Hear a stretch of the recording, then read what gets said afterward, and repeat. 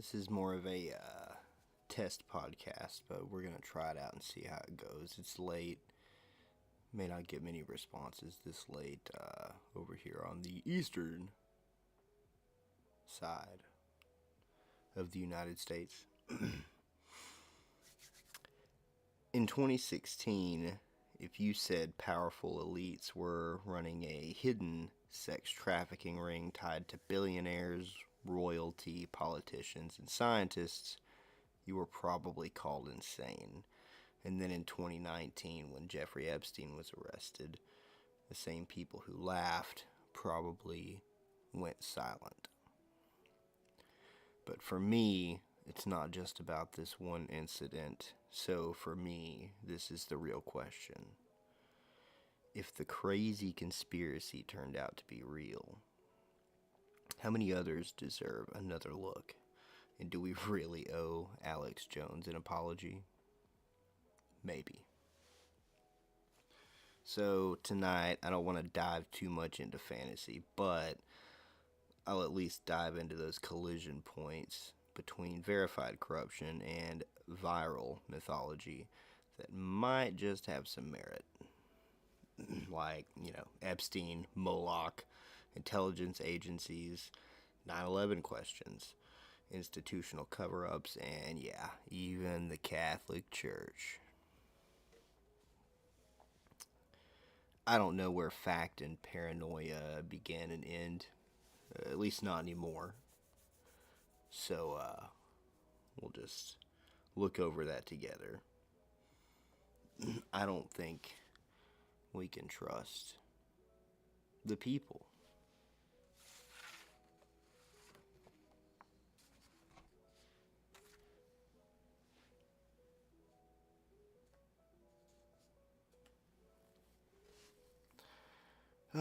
So that was just a little scripted thing I wrote for the beginning of this. And I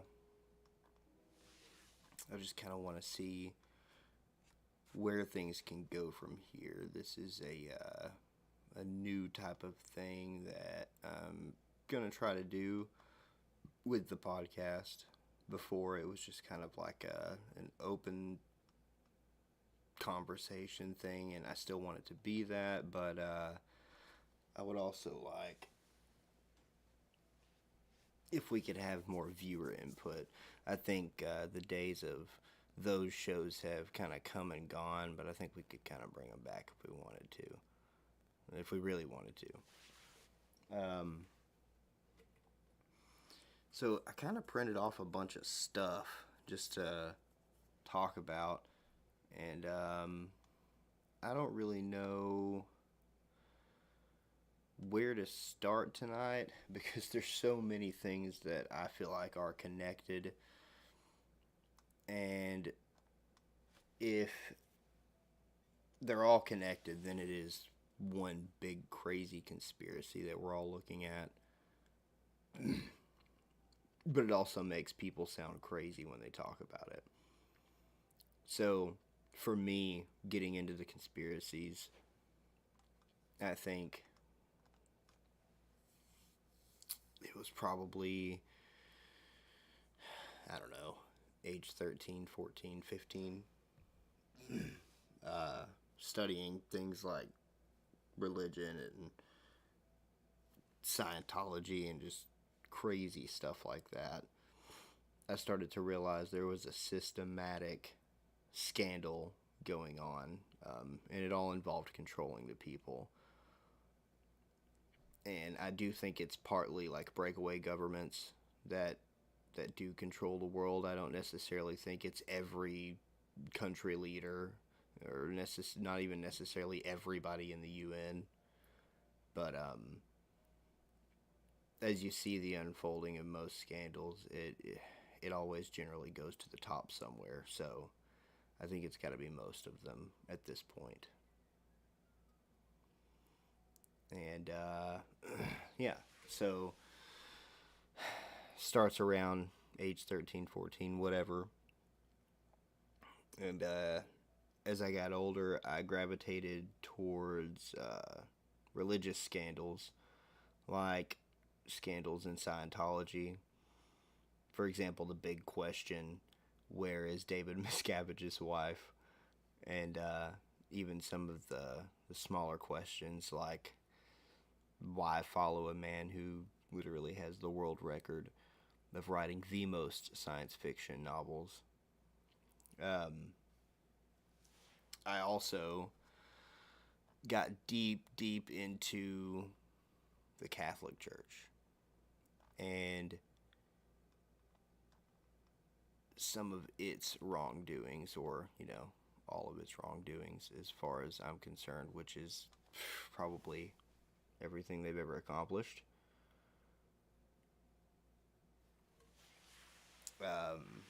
As far as like specific incidences, I always get drawn to the Spotlight incident in Boston, where the Spotlight investigative team uncovered a mass scandal of 90 priests that were thrown around parish to parish multiple times for getting caught touching little boys.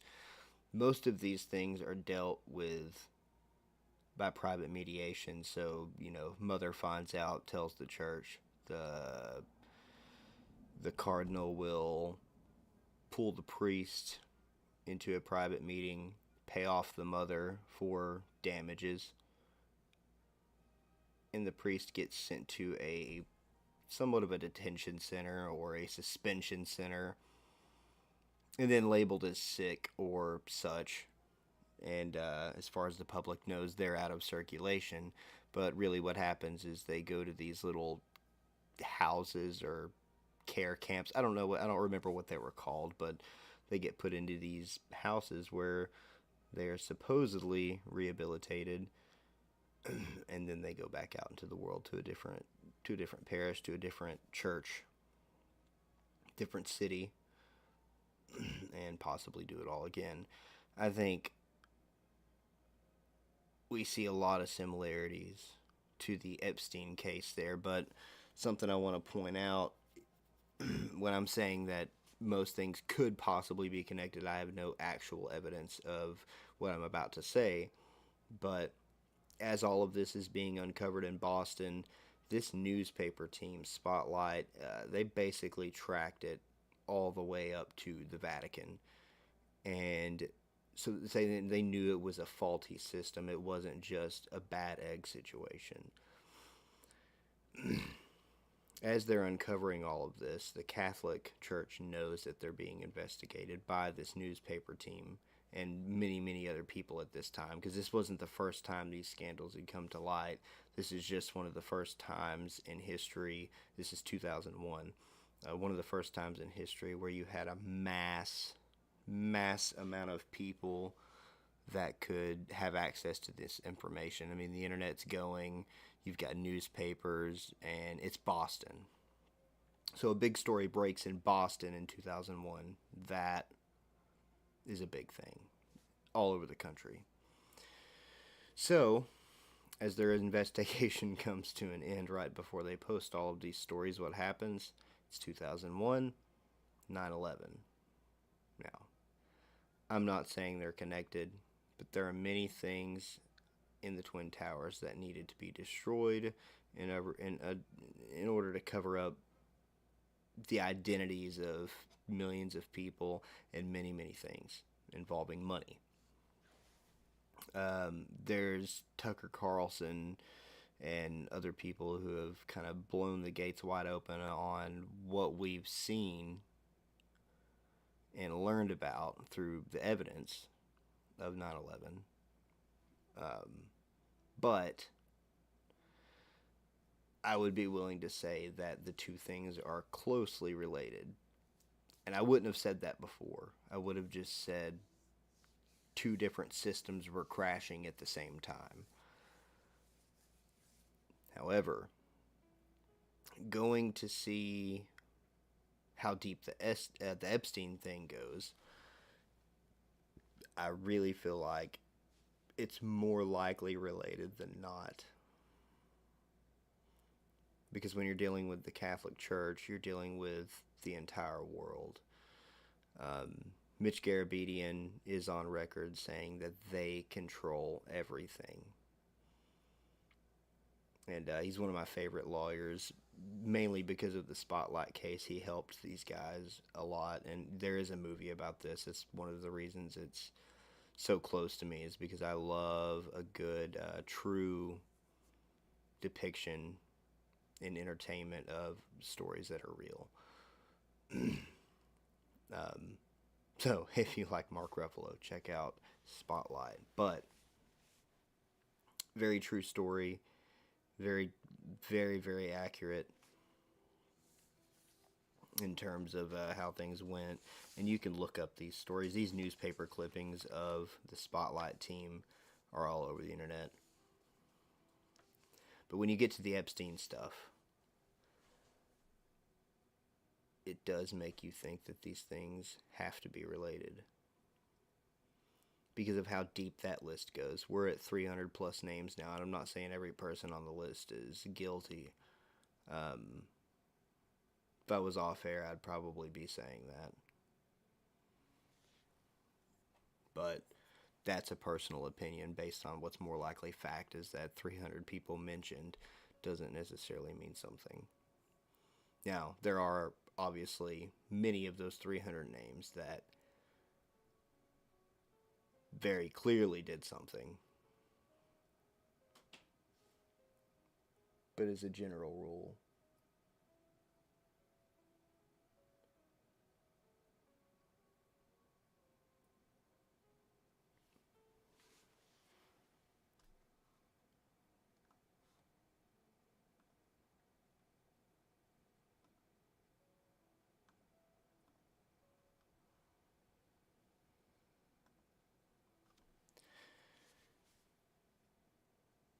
so then you start hearing about other things like Moloch, which is stuff I haven't studied before any of this.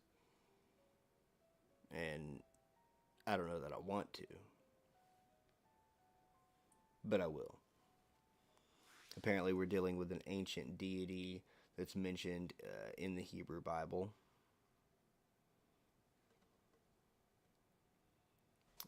Associated with the Ammonites,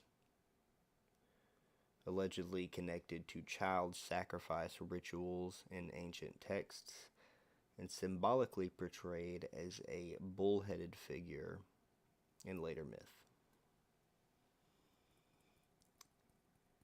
Historians debate whether Moloch was a literal god, a type of ritual practice, or possibly misinterpreted ancient terminology. And as we know, that stuff happens all the time. And it's been happening for years and years and years. And the truth is still somewhere out there when it comes to language barriers. What's really interesting, and just to get off topic slightly for a moment, what's really interesting is that AI has done a really good job at decoding languages, way better than a human would. The problem is, they are now, I think they shut them off at this point, but the problem is AI is so good now that it can communicate with itself in languages that we don't understand fully. And it's AI, so, one day it will have not necessarily full sentience, but a more likely, more feasible type of sentience for a robotic entity.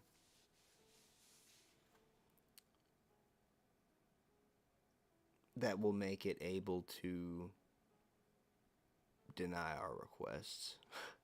So, as of right now, we can shut it down, but pretty soon that probably won't be able to happen. So back to Moloch and the Epstein stuff. When you look how closely connected he was to the Catholic Church, and then you look at the timing of 9/11, you look at the timing of COVID, the very purposeful I don't want to say disease, but disease that was given to us, it would almost seem like even if the spirit worlds and things like that aren't real, it would almost seem like that's what these rich industries and people think they are doing. They think they are sacrificing, or for all intents and purpose, are sacrificing for evil power, richness, whatever the case may be. Some people might not even believe in that stuff and engage in this stuff anyways, just because of the money. Alex Jones says that a baby can be sold for 500 grand back in the day. No doubt it could be sold for more now. That's a lot of money. There are probably plenty of people in the world who are not necessarily okay in their head that would do that. It's probably be easy to be coerced into that too if you're dumb enough.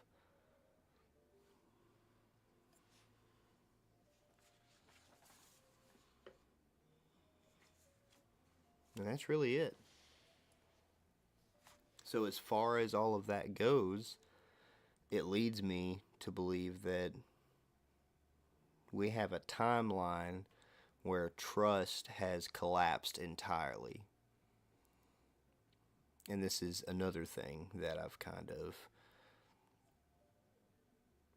worked on a little bit tonight, is a timeline of trust and why we cannot trust the people who say once took care of us in the 60s, or maybe before that, really any time before the CIA came along.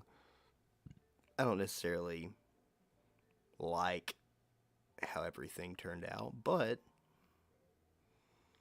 there was a time where you could look back and every man had a working chance and every woman had a working chance.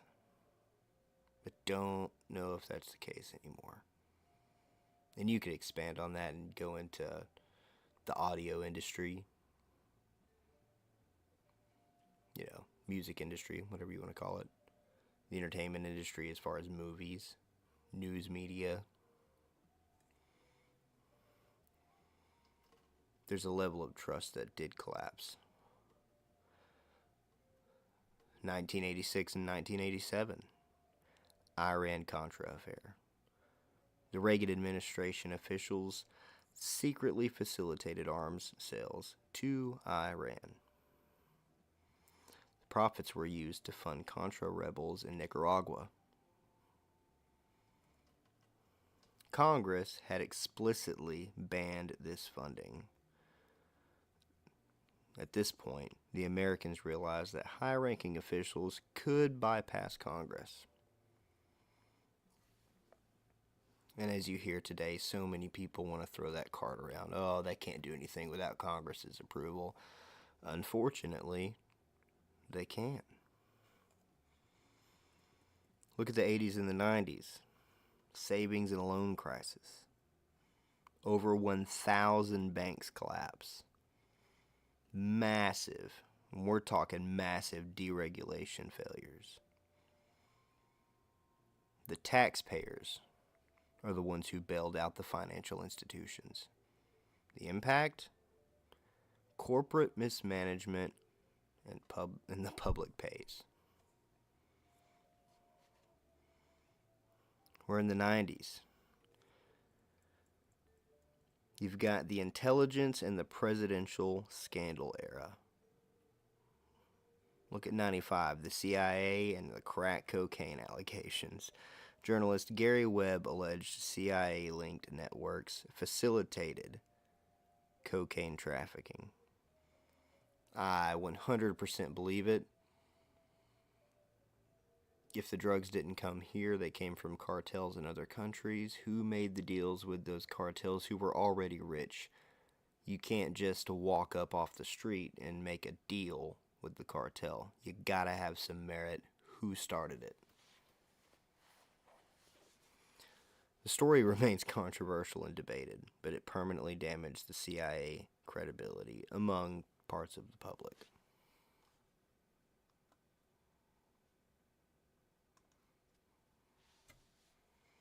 In 1998, you had the Clinton-Lewinsky scandal, which, that's not the worst thing in the world. It's misconduct, perjury accusations, impeachment, regular stuff.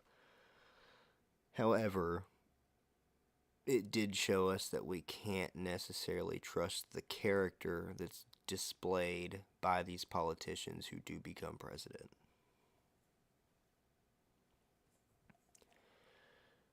In 2001, you've got Enron.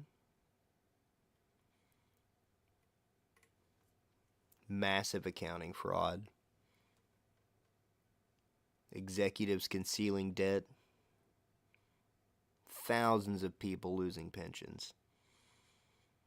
It's at this point when corporate America is exposed as a deeply, deeply deceptive system.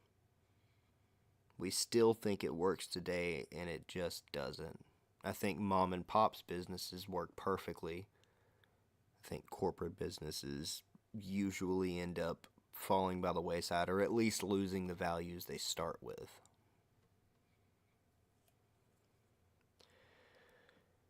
And here we are back at the Catholic Church in 9/11. We've talked about that, but just a brief overview. Nearly 3,000 people killed on 9/11. This is 3,000 people killed, not just under Bush, but at this point you could even say by Bush. Not himself, not even necessarily, oh yeah, kill these 3,000 people, but that's one that everybody already knows the facts on.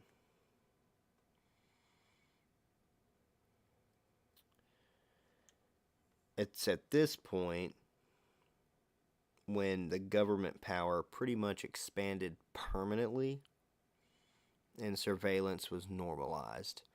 Now that is a good way to get surveillance in. And listen, I don't want to tie this more to the Catholic Church thing than I should because there's no direct evidence, but surveillance means they could stop you when you start to say too much. Regular surveillance. Things that the Church of Scientology does when you leave them and they don't want you talking bad about them or talking to anybody that is associated with them. And this is this is garbage material right here. Like, so this is the government doing that to you. Moving forward with the trust collapse timeline, we reach 2008, a financial meltdown. And it starts in 2007, but 2008.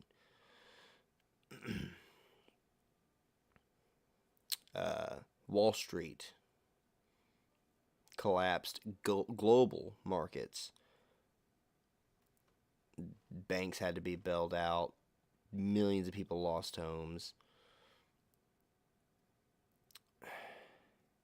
The whole too big to fail thing, the rules didn't apply to the elites. This event radically accelerated distrust. And that's one that I would like to do an entire episode on.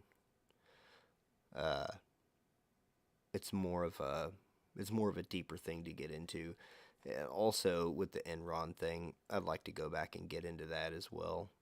Anytime you're dealing with money being thrown around like that, needs to be looked at in depth, almost like a public audit. You reach 2013, and the surveillance state is confirmed. The Edward Snowden revelations, as I have it written down here. NSA with mass data collection. phone metadata harvesting, and global surveillance programs. Now, this is stuff that's still denied today in one way or another.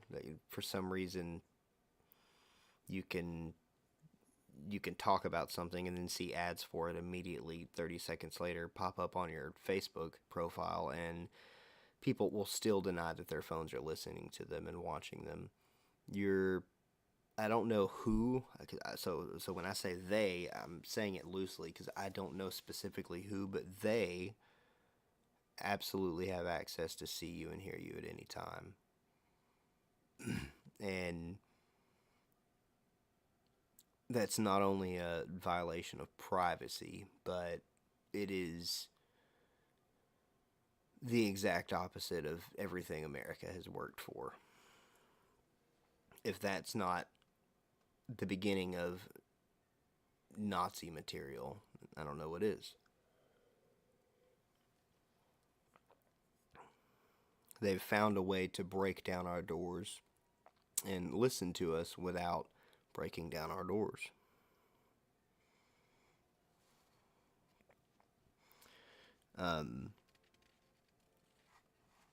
Government transparency almost doesn't exist anymore once 2013 arrives.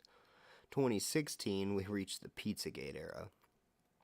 Now, this is another one that I can, in my mind, not with factual things, but in my mind, this is another one I can relate back to the Catholics and obviously the Epstein files.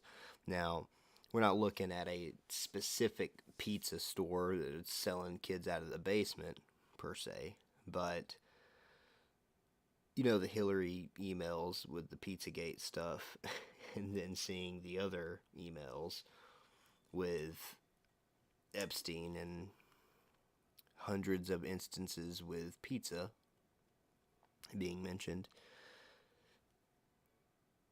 It's a no-brainer that our government pushed against that and either purposely didn't investigate it or did know and would not do anything about it, probably because they knew that maybe half of Congress would collapse or maybe half of the world would collapse, and that wouldn't be good for the U.S. You reach the pandemic era, 2019 to 2022. Yes, we skipped Epstein's arrest because we already talked about that, but reach the pandemic era, and you lose trust in the healthcare system entirely, which some people lost trust in the healthcare system right before or right after Obama. Some people lost trust in it during Biden and Trump.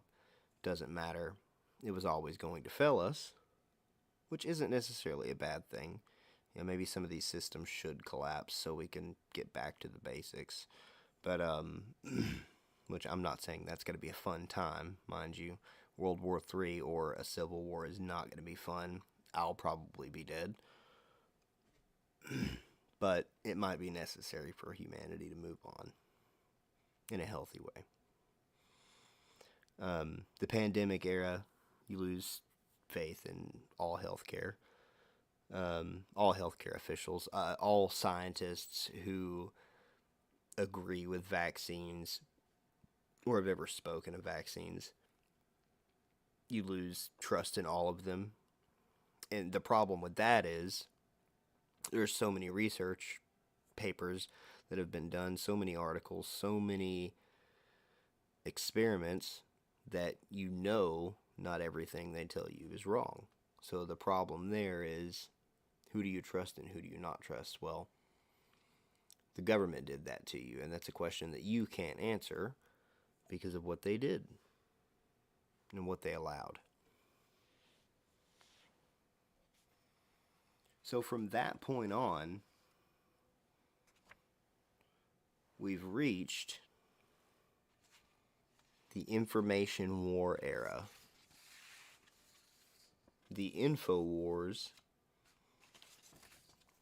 that Alex Jones has been talking about for the past 30 years.